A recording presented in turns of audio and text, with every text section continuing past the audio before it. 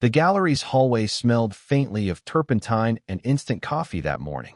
I'd been called in to fix a loose hinge on one of the display cases. Nothing special. 15 minutes of work before my shift at the supply store. My routine had a rhythm. Earbuds in, tool bag on my shoulder, mind on autopilot. It was a rhythm that usually kept me from noticing anyone. Except her. She was sitting on a low stool near the window, sorting through a stack of framed student sketches. Mid-40s, dark hair pinned back with a plain clip, sleeves rolled to the elbows. I'd seen her before. She ran the school's art program, but mostly from a distance, passing each other in the hall. Today, the light fell across her face in a way that made me slow down. "Doors still sticking?" I asked, crouching at the case. She glanced up, smiled briefly. "Third time this month. I think it likes misbehaving." Her voice wasn't particularly soft, but it carried that dry humor teachers have when they're used to small disasters. I fiddled with my screwdriver, pretending to focus. "I'll tighten it. Should stay put for a while." She nodded and went back to sorting. I caught the small movements, her thumb brushing dust off a frame, the way she tapped a pencil against her knee between stacks. It shouldn't have felt intimate, but it did. I tightened the hinge, checking the screws twice, then once more. Habit. Or maybe stalling. My phone buzzed in my back pocket, another unsent draft to an old friend I never called. I ignored it. "You drink coffee?" she asked suddenly. I looked up. "Sorry, you're here before the cafe opens. I usually bring a thermos." She lifted a silver one from the floor. "There's extra if you want." "Sure," I said too quickly. "Thanks." She poured into a paper cup, set it on the case beside me. Our hands almost touched. Not a movie almost, just close enough for me to notice the warmth coming off her skin. I folded the napkin she handed me into a square, then into a smaller square. "Nervous habit. You're in design classes, right?" she asked. "Night ones. Part-time." I kept my eyes on the cup. "Mostly basics." She nodded. "Good to know. We're always short on display ideas." That was all. Small talk about hinges and displays. But I felt my chest tighten like I'd forgotten to breathe. She went back to the frames. I sipped the coffee. It was stronger than I liked, but I didn't say anything. When I finished, I wiped the edge of the cup with the folded napkin and placed both on the counter. "All set," I said. "Hinge should hold." "Appreciate it," she said without looking up. A pause. Then, softly, "You saved me another call to maintenance." I picked up my bag, walked toward the door. Halfway out, I flicked my eyes back. She was still seated, pencil tapping, but I could feel her watching me go in the reflection of the glass. Outside, the hallway was quiet except for the squeak of my boots. I reached into my pocket for my phone, habit again, and saw a new message from an unknown number. "You forgot your thermos." No name. Just that. I stopped walking, thumb hovering over the reply button. I didn't own a thermos. The next time I went back to the gallery, it was under the pretense of checking another hinge. Really, I wanted to see her again. She was there, as usual, surrounded by a half-circle of student sketches, a stack of folders leaning against her chair like a fort. "You came back," she said without looking up. Her tone was neutral, but there was a flicker in her eyes. A half-smile that lasted too long. "Yeah," I said. "Just thought. I'd make sure the other one isn't loose." She shook her head, amused. "Maintenance hero again. You're making the rest of us look bad." I set my bag down, hands fumbling with the tools inside. I wanted to say something clever, but the words wouldn't come. Instead, I watched her adjust a frame on the wall, her fingers lingering over the corners as if smoothing out invisible wrinkles. "I used to hate putting my work on display," she said suddenly, almost to herself. "In college, my pieces would sit in the corner of my dorm room. No one saw them. No one cared." I tilted my head. "Really? I wouldn't guess that." "Yeah," she said, a faint laugh escaping. I was quiet, always hiding behind a pencil or a paintbrush. Her gaze met mine for a fraction of a second. "Still sometimes do." I thought about my own quiet life. Night classes, empty apartment, half-written messages I never sent.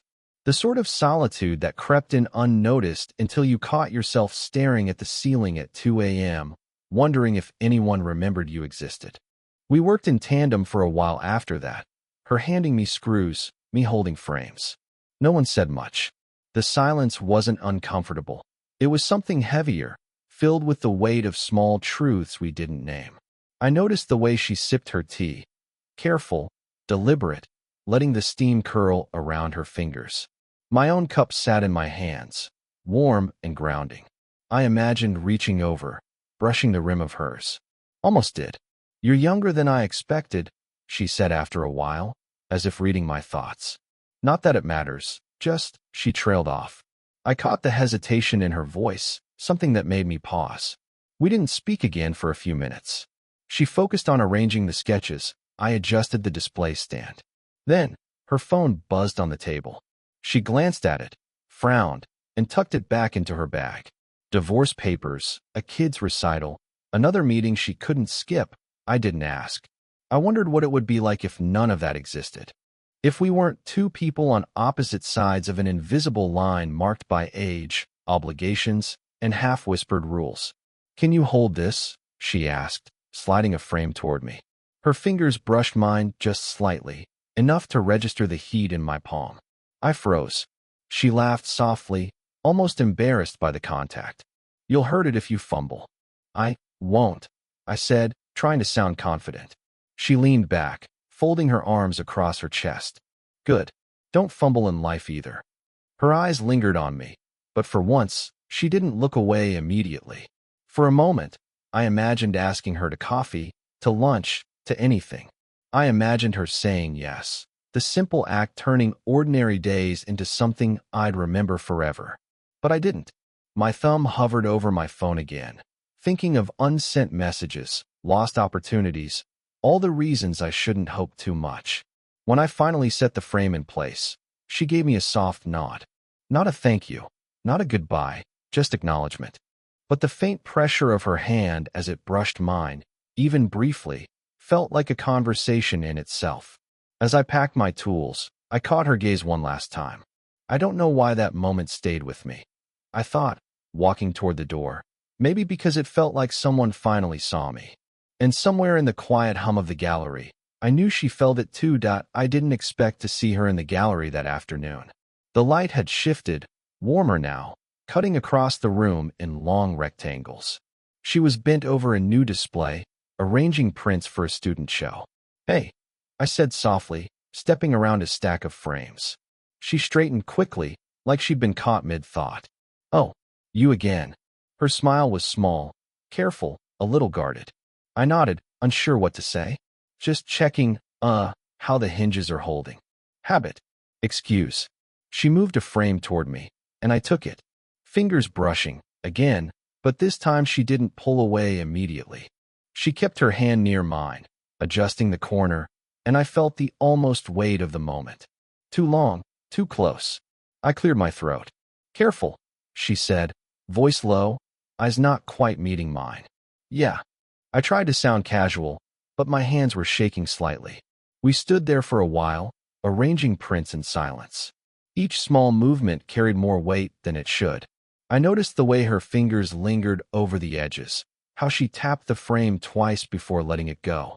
My thumb itched to brush against hers again, just to see if she'd flinch or not. A sudden noise startled us. The janitor wheeled a cart down the hallway. We both jumped, and she laughed softly, masking the tension. I used the moment to step back, straighten my posture. "You're getting too familiar," she said lightly, not quite meeting my eyes. Her words were teasing, but there was caution underneath. I wanted to ask what she meant. Wanted to say something like, "I just like being near you." But instead, I nodded, pretending to inspect a print. Minutes passed. Silence. She fiddled with a small sculpture. I rearranged a stack of prints. Then, suddenly, she leaned closer to adjust one on the wall. Our faces were inches apart. I could see the faint line of her jaw, the soft shadow under her cheek. I froze, my heartbeat loud in my ears. She froze too, maybe noticing, maybe not. I started, but my words died. She pulled back, just slightly, enough to create space, but not break the tension entirely. Her lips curved into a small, almost smile. Better, better. Like that was all we needed to say? Or maybe all we were allowed. I stepped back, hands in my pockets, pretending to examine the floor. My brain raced with unfinished thoughts. Should I? Could I? No, wait. She turned to continue her work, leaving me standing there with the echo of what almost happened. And for the first time, I realized how fragile these moments were. How a single misstep or word could undo what we hadn't even begun.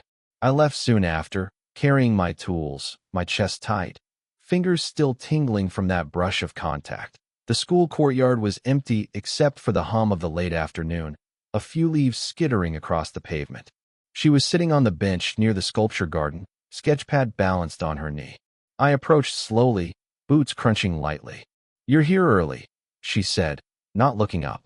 Her voice carried a note of tired amusement, like she'd been waiting for someone she wasn't sure would come. I wanted to check on the exhibit," I muttered. Half-truth. I dropped my bag by the bench, hands fidgeting with the zipper. She glanced at me, then back at the sketchpad. Her pencil paused midline. "You come too much," she said softly. Not scolding, just observing. I wanted to laugh, to shake it off, but my chest felt tight. "I don't know. I like seeing the progress." I tried to keep my voice light. Didn't work. She finally looked at me, eyes soft, a little wary. "You like me?" She didn't sound teasing, more like testing. I froze. A few seconds stretched, the wind moving through the trees, leaves brushing the ground. I wanted to answer, but what could I say? Yes, too much. Yes, more than I should. Yes, even if it's complicated. None of it fit together in a sentence. I swallowed. "I like being here." Her lips twitched, almost a smile, almost a frown. "Being here, huh? Just the place or the person?" I wanted to speak, to explain that it was both, that I hadn't thought of anyone like this before, that every small gesture, the way she handled a pencil, the way she sighed when something went wrong, made the hours in my apartment feel emptier. Instead, I looked down at my hands, folded over each other. Sometimes I wonder if I'm reading it wrong, I admitted. If I'm imagining more than's really there. Her pencil moved again, lightly scratching across the page. "Maybe," she said. Quiet. Not denying, not confirming. A shadow passed over the bench, a student on their way to an after-school program. She straightened, eyes flicking to the path, hands gripping the sketchpad tighter. I stepped back slightly, giving space, even though every part of me wanted to reach out. I began again, words catching in my throat. "I don't usually feel this way about anyone. And I know this is complicated." My voice lowered, almost a whisper. "But I can't seem to." She tilted her head, pencil poised midair. No words, just a small crease between her eyebrows, the kind that made her look human in a way I hadn't noticed before, vulnerable, exposed. I paused. The air between us thickened, not with shouting or confession, but with possibility. I could step closer. I could say the thing I'd rehearsed 1,000 times. I could ask her to stay, to look at me, to let herself care. But the wind shifted, carrying leaves and distant laughter. She shifted too, not away, but not forward. My heartbeat thundered, the words trapped behind my teeth. She finally broke the pause. You always know what to say, don't you?" Her voice was softer now, a little raw. Not sarcasm, not joking, just soft. I wanted to answer, to admit it was her, that it had always been her. But instead I stayed silent. And for a moment, neither of us moved. Just the bench, the trees, the quiet hum of the courtyard. Then she looked at me, eyes wide, just a fraction vulnerable, and asked, without words, what neither of us could yet say aloud. The week after the courtyard moment, everything shifted. I showed up at the gallery, backpack slung over one shoulder, expecting the usual warmth, the small acknowledgement that made the place feel alive. But she wasn't there. I checked the sketchpad on the table, gone. The thermos she sometimes left behind, gone. Even the faint scent of her coffee lingered in a corner, almost mocking. I waited. 15 minutes. 20. Nothing. I texted her, short, careful. "Everything okay?" No reply. The next day, I tried again, carrying the excuse of checking a hinge, a display, anything. She appeared late, brisk, professional. Eyes down, voice clipped. "Morning." Something had closed off. The small gestures, the brush of a hand, the pause in speech, the glance that lingered, were gone. It was like a window slammed shut, leaving only the faint echo of warmth. I noticed her phone frequently buzzing. Messages she read quickly, lips tightening, eyes darting away. I imagined a child asking for her, an ex leaving a note, something heavy I couldn't untangle. A weight she carried silently. I tried again, holding frames, carrying screwdrivers, keeping the conversation strictly about work. I asked about prints, student submissions, gallery lighting. Polite, necessary, safe. She answered, briefly, carefully. Every word seemed measured. I felt the pull of a presence that wasn't there. The silence between us became a living thing. At lunch, I lingered in the supply closet longer than necessary, hoping to catch a glimpse of her in the hallway. The smell of coffee, the faint scratch of pencils, the creak of benches. It all reminded me she was somewhere, not gone entirely, but unreachable. I imagined scenarios in my head. What if she had a reason? What if she couldn't allow herself to whatever it was that almost happened? The almost moment in the courtyard haunted me, replayed in fragments. Her pencil frozen, her eyes flicking toward mine, the air thick between us. Then came the day she didn't show up at all. Not a note, not a thermos, not a whisper. I waited until the gallery closed, the echo of footsteps fading, the last leaf skittering across the floor. At home, I drafted a message. I don't know what changed, but I hope you're okay. I'm here if, and then I stopped. The words felt too fragile, too heavy. I didn't send it. I kept the phone in my pocket, staring at the screen, thumb hovering over send. My apartment was quiet, the walls blank, the unsent words filling every corner. I didn't feel panic. I didn't feel heartbreak. I felt paused, like life forgot to finish the sentence. For days, I walked past the gallery, glancing at the windows, hoping, expecting, fearing. She appeared sometimes in the periphery, a shadow at the door, a quick glance through the window, but always gone before I could catch her. I tried to fill the void with night classes, sketches of my own, small routines. Coffee before class, fixing hinges at the shop, notes to myself I would never send. But every movement echoed with absence, and every silence reminded me of what wasn't said. I left a chair pulled out at the gallery one morning, hoping she might sit. It remained empty. I touched the thermos she never brought back. Cold metal. My thumb pressed lightly against the lid. I didn't know if she had intentionally stepped away or if life simply demanded it. Either way, the pull lingered. The small moments we shared, the near smile, the brush of fingers, the soft gaze in the courtyard, hovered in memory, unresolved, unclaimed. And there I stayed, paused, waiting, though I wasn't sure for what. The gallery was closed, and the overhead lights hummed faintly. I was straightening frames, alone, or so I thought, when I heard the soft creak of the door. She stepped inside, coat pulled tight, shoes scuffing lightly on the tile. "Oh," I said. My voice cracked in a way I didn't expect. She looked at me, then down at the floor, hands twisting the strap of her bag. I needed to see the new sketches. Simple excuse. She didn't meet my eyes. I set down the screwdriver I'd been using, walked toward her, and realized my hands were shaking. Not with anger, not with fear, but anticipation I hadn't let myself feel in days. "Sit." I gestured to the bench near the corner display. She hesitated, then nodded, slowly lowering herself onto the wood. The sketchpad balanced precariously on her knees. We didn't speak for a long moment. I watched her fingers trace the edge of the pad, thumb brushing a corner again and again, like she couldn't decide whether to open it. I wanted to reach out, put my hand over hers, but paused. Risk. Retreat.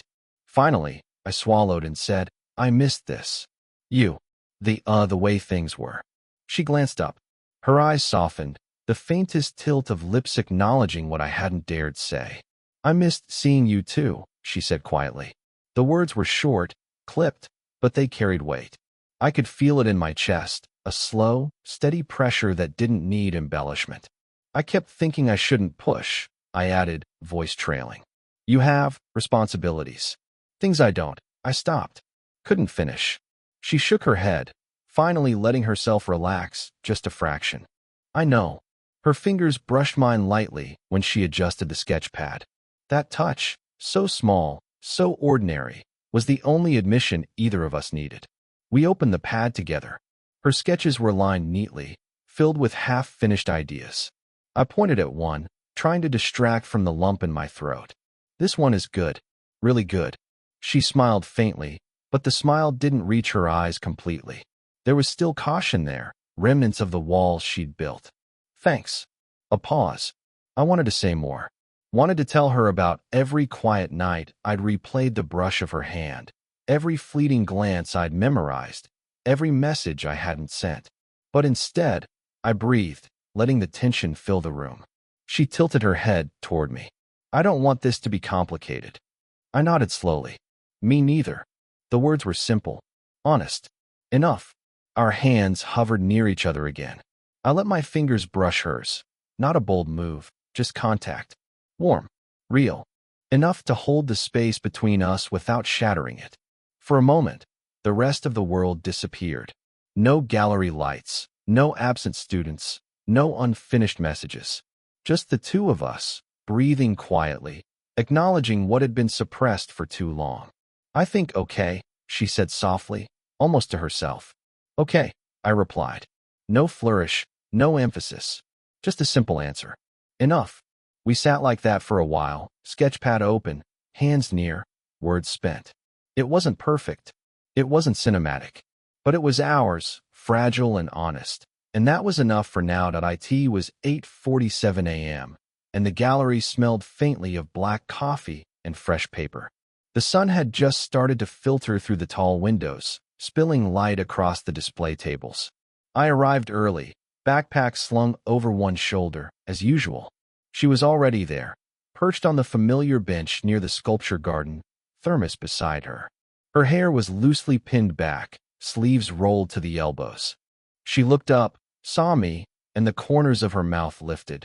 Not a smile for anyone else, just the one she reserved for me.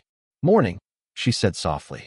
Morning, I replied, and somehow that simple exchange carried the weight of everything that had passed between us. We moved through the morning quietly. I adjusted a frame she'd nudged slightly. She poured tea into a small cup I'd brought from home. The little routines, the small gestures, had returned, easier now, settled into something natural. No words were necessary to acknowledge the lingering warmth of our shared silences, the history of unsent texts, the brush of fingertips, the almost moments that had once held us suspended. Later, we walked down the hall together, carrying prints for the student show. She laughed softly at something I said, a dry, observational remark about the crooked hinge on the corner display. I laughed back, letting the sound fill the small space between us. It wasn't dramatic. It wasn't perfect, but it was ours. At lunch, we shared a table by the window. I made black coffee just how she liked it, strong, almost bitter. She sipped, eyes crinkling at the edges as she studied the sketchpad in front of her. I traced a line on one of her drawings with my finger, careful, respectful, and she didn't pull away. She looked up at me, and in that glance I recognized everything we'd been through. Hesitation, almost confessions, the twist of absence and pause. And now, finally, presence. Later still, I returned a thermos she had left behind weeks ago, the one that had started it all. She took it from my hand, thumb brushing mine just enough to make me pause, and I thought about how small gestures had always carried the weight of unsaid things. By mid-afternoon, we lingered on the bench near the courtyard. Sunlight dappled across the concrete. She leaned back, sketchpad open on her lap, and I sat beside her. Our shoulders touched lightly, not deliberately, just naturally. We watched leaves drift across the path, listened to the quiet hum of the gallery beyond the doors. I thought about all the moments that had led here. The thermos, the sketches, the unsent messages, the silence that had spoken louder than words. None of it had been grand, none of it had been easy, but it had been real. And now it felt like the world had settled around us, ordinary and warm. Finally, she looked at me, eyes half-lidded, and said, I like this. I didn't need her to explain. I knew what she meant. Me too. I whispered, letting the words carry only what was necessary. We sat together for a long while. No promises, no declarations, just the soft rhythm of routine, coffee, sketches, quiet laughter, the occasional brush of a hand. A love that felt earned, like every careful step had led to a room where it could exist naturally. As I stood to leave, I glanced back at her on the bench, thermos at her side, sketchpad open, sunlight spilling across her fingers. And I thought, quietly to myself, this is enough. This is how it should be.